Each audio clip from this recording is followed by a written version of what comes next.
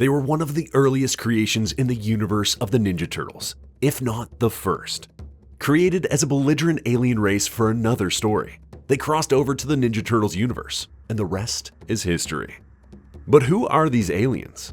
Are they a metaphor for humanity's long history of war? Or a glimpse at our present and future? Today, we're diving into the fascinating story of the original Triceraton Republic. The Triceratons were created by Peter Laird at some point in the early 80s, due to his lifelong fascination with the Triceratops of Earth's past. Given that the early stories were in black and white, Peter's first paintings of the characters were green and later orange. Over time, we've seen them in various hues, especially in the Mirage comics, but orange and green remained their signature colors.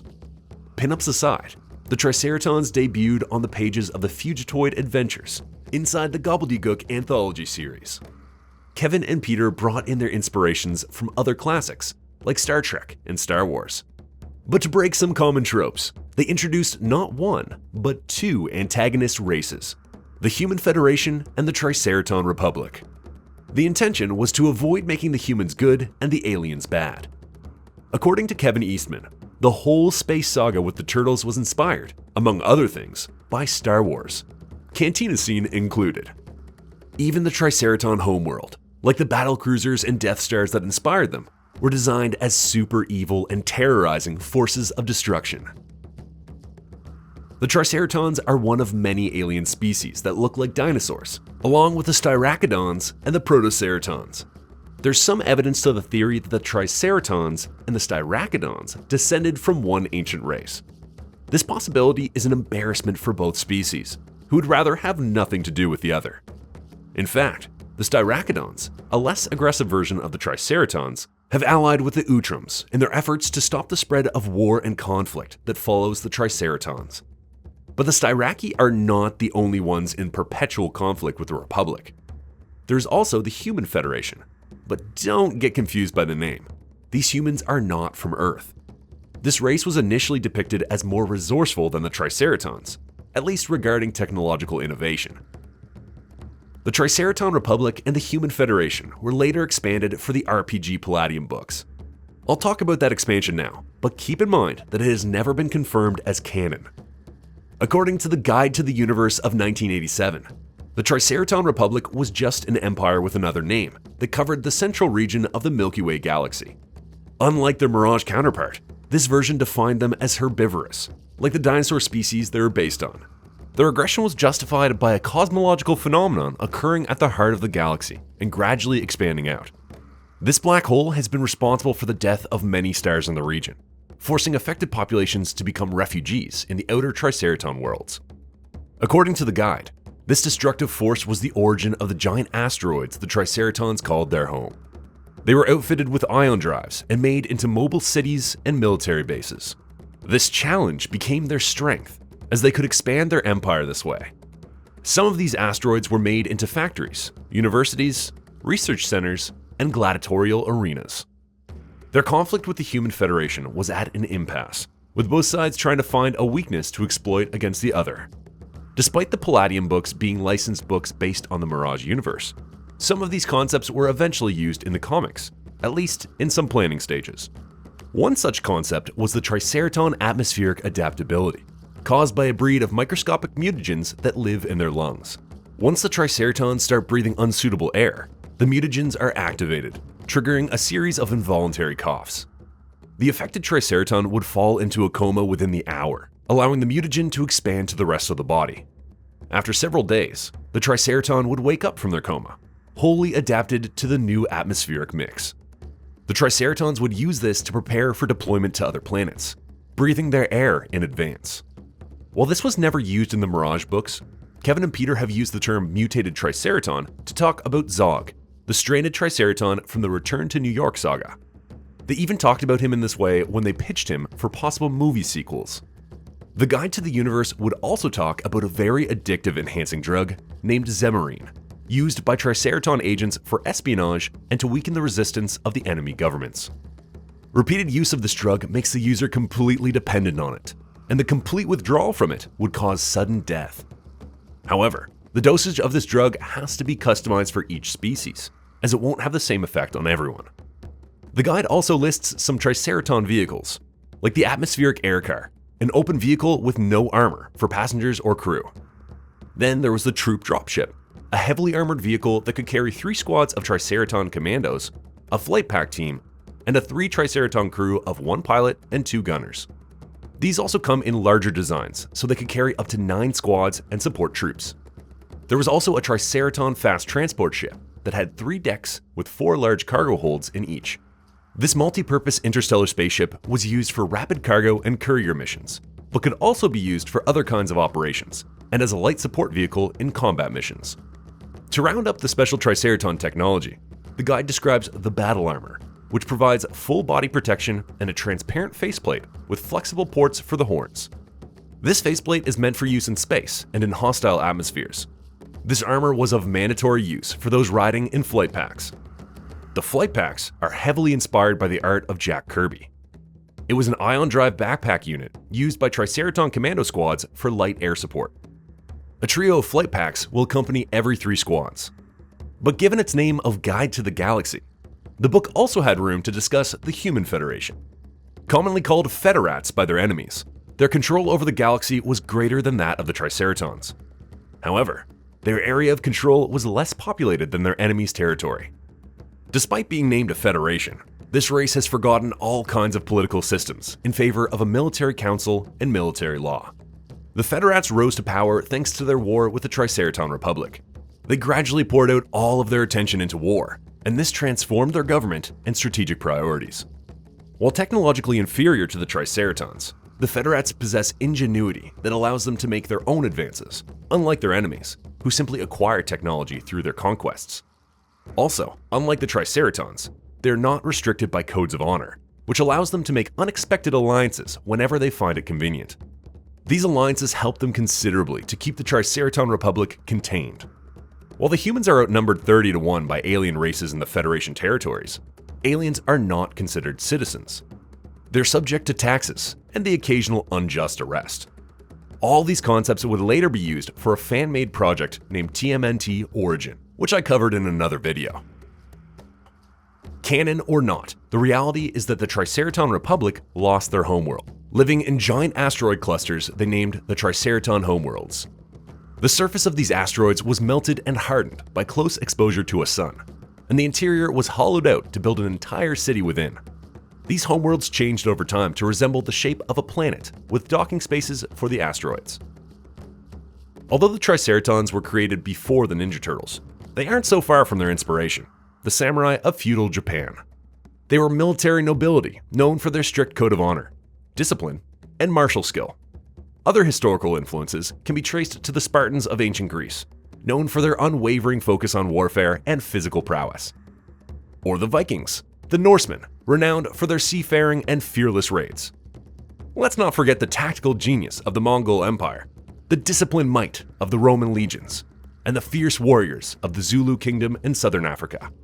But given how this race was inspired mainly by sci-fi, I can't help but also bring in some other possible fictional influences, like the Klingons from Star Trek, and the Sardaukar from the Dune series, which in turn may have been inspired by many other historical and fictional influences. Their presence in any Ninja Turtle story is so associated with war that when the time came to create the 4 Horsemen of the Apocalypse in the Archie Adventures series, war was depicted as a Triceraton. Through the lens of science fiction, the Triceratons reflect a facet of humanity, our tendency to wage war and dominate. But labeling them as mere bad guys oversimplifies their complexity. In their universe, as in ours, conflicts are layered, and perspectives on right and wrong often depend on where you stand. Given the belligerent nature of the Triceratons, the Utroms had to make sure to keep their technological progress at bay. Their main strategy? Sabotaging every attempt the Triceratons made to make a Transmat device. This device, a translocation matrix, could have given the Triceratons a massive edge, allowing them to deploy troops anywhere in the universe. This technology was developed by the Utroms and inspired Professor Honeycutt of planet Tahunib to create his own version of the device. But there was a catch. He was funded by the Human Federation, and he knew that finishing his prototype would only lead to more death and destruction. I already explained the story of Professor Honeycutt, also known as the Fugitoid. After a freak accident, his mind ended up in the body of his servant robot. Knowing he no longer had rights, he had no option but to escape from the Federats before they forced him to finish his prototype. Unfortunately for him, the Triceratons had a mole in the Human Federation, a Z-Marine addict known as Lane. She tipped the Triceratons with her knowledge about the Fugitoid in exchange for a fatal dose of the drug. Now followed by the Federats and the Triceratons, the Fugitoid had to be saved by the very disoriented Teenage Mutant Ninja Turtles in their first experience away from Earth. But their escape was short-lived, and the Turtles found themselves in a fight against the Federats and the Triceratons. Fugitoid was captured by the Triceratons, and the Turtles hitch a ride inside a fast transport ship. Unfortunately, without air, the Turtles fell prisoner to the Triceratons and were taken to fight in the gladiatorial arena. The Triceraton Prime leader, Zanramon, wanted Honeycutt to create the Transmat device for them. A quick note about the name of this character. It was probably named after the Californian city of San Ramon, which was also named after a Spanish saint. Seeing the affiliation between the Turtles and the Fugitoid, Zanramon used them as a bargaining chip to force the professor to finish his prototype. But this didn't work out. The Fugitoid still refused to build the prototype for them, knowing they were another cruel race using technological advancements as weapons. In the middle of their arena fight, the Turtles saw Honeycutt. They rescued him, taking Prime Leader Zanramon as a hostage on their way out. Considering the Turtles terrorists, they didn't doubt twice about shooting at them, hurting Zanramon in the process. Without a hostage, the Turtles were cornered. They would have died there, hadn't it been for the Transmat beam sent from the Earth by the Utroms. Check out the Fugitoid video for more details on how this happened. But caught by this beam were 3 Triceratons that weren't prepared for the hostile atmosphere of Earth. While coughing, they accused the Utroms of being part of a Federat force, trying to capture and torture them for intelligence information. The Utroms tried to return the Triceratons to their homeworld, but they quickly realized they were next to a Transmat device and tried to seize it. In the battle, 1 Triceraton died, another escaped, and a third was captured by the United States military and taken to a DARPA facility. This didn't stop the Triceratons from trying to get their hands on the Transmat device again, this time in the Utrom homeworld, but without success. Whether it was caused by the microscopic mutagen or not, the one who escaped, Zog, paid a steep price for surviving Earth's atmosphere. It drove him insane, and he ended up in the sewers, holding onto the skull of his dead commander. In a twist of fate, Raphael encountered Zog and convinced him that he was his commander in a new form. Trusting Raphael as his leader, Zog aided the Turtles in assaulting the Foot Clan headquarters. Zog died fighting against the clan and the Shredder clones. The fate of the 3rd Triceraton remained a mystery for a long time. During a daring mission led by former DARPA agent Louis Bronze, the Turtles infiltrated a Nevada base teeming with extraterrestrials. Their goal? To rescue the captured Raphael. While searching for him, they freed the 3rd Triceraton. During their search, the Triceraton found his subspace homing beacon. To his surprise, it was already activated and had been sending a signal for a long time. Long enough for a Triceraton asteroid to be very close to Earth. But following this beacon wasn't cheap for the Triceratons. Their original mission was not supposed to be an extended deep space voyage, and as a result, their ship was falling apart and their resources were almost depleted. Initially, these Triceratons were following the trace remnants of the Transmat beam. They lost the signal, suffering a virus that almost killed their entire population, and ended up lost in space. That is, until they received that beacon from Earth. The Triceraton, knowing that support was on the way, started betraying his rescuers. By the time the Turtles and the rest managed to get out of the base, the place was under attack by the Triceratons. But since this attack wasn't going well for the aliens, the Triceratons prepared the ship for a special maneuver known as Warp 8. This would slingshot the ship around the system's sun and back in order to impact Earth. The result would have been similar to the asteroid that killed the dinosaurs. In this way, the Triceratons would finally find an honorable death by taking as many enemies as possible. In a twist of events, Bronze, gifted with mental abilities, tricked everyone into believing he was killed by the traitor Triceraton, urging a swift evacuation before the impending disaster. As they escaped, the traitor Triceraton met his end in the chaos. Meanwhile, Bronze and the remaining alien hurried back to the lab. Their last-ditch effort involved an interphasic cannon, which they used to shift the Triceraton ship out of phase, allowing it to pass through Earth and vaporize harmlessly in the core. After their success, the Turtles considered the whole experience a dream. I covered a follow-up adventure in my video about Volume 2 of the Teenage Mutant Ninja Turtles. But things in the Triceraton homeworld weren't so antagonistic for the Turtles anymore. After his failure, Prime Leader Zanramon was deposed. On the other hand, the Turtles became famous after their success in the arena. They were turned into a holo program named the Savage Shellians. This inspired the Triceratons to create a martial art named Chat Uhasil, which translates as gentle death. This martial art became popular for its simplicity and was deemed proper for a real warrior. You might remember the Protoceratons I mentioned earlier. Well, in Volume 4, Earth became a hotspot for Transmat tourism, attracting none other than Regenta Sericulus of Enud Minor, Seri for short, a Protoceraton who embarked on one of Michelangelo's tours. This adventure got out of hand, and Michelangelo ended up fathering Seri's eggs. Things got even more complicated when Seri's Styracodon bodyguards intervened. They whisked Seri and the eggs away, and took Michelangelo captive, landing him in a Styracodon prison. While in prison, Michelangelo befriended a blind Triceraton named Azok, who had been imprisoned there for 32 years. Michelangelo saw someone who looked like the Regenta one day. He tried to ask for her help, but he was quickly returned to the yard. At this point, Mikey started thinking that Seri had betrayed him, even though we readers had evidence to understand that he was probably mistaken. In a heroic act of sacrifice, Azok gave his life to help Michelangelo escape. Wandering this alien world, Michelangelo encountered the Zerk Terrors, an elite squad led by Commander Zerk, who had been part of the skirmish during the Turtles' escape from the arena. Mikey soon found out that Azok was a missing diplomat who was trying to achieve peace between the Triceratons and the Styracodons. But with Azok's tragic fate, the Triceraton Council dismissed any hope of peace, deeming the Styracodon Imperium beyond redemption. They resolved to eradicate the Styracodon race entirely. Still reeling from what he perceived as Seri's betrayal, Michelangelo joined this dark crusade. I already analyzed the story in my Volume 4 video. Since the story is incomplete, it's hard to know exactly what the real intentions of the Triceratons, Seri, and the Styraki were. But between Volumes 2 and 4, there was a volume published by Image Comics. This stint in the Turtles story was initially considered canon, but was later relegated to non-canon status by Peter Laird.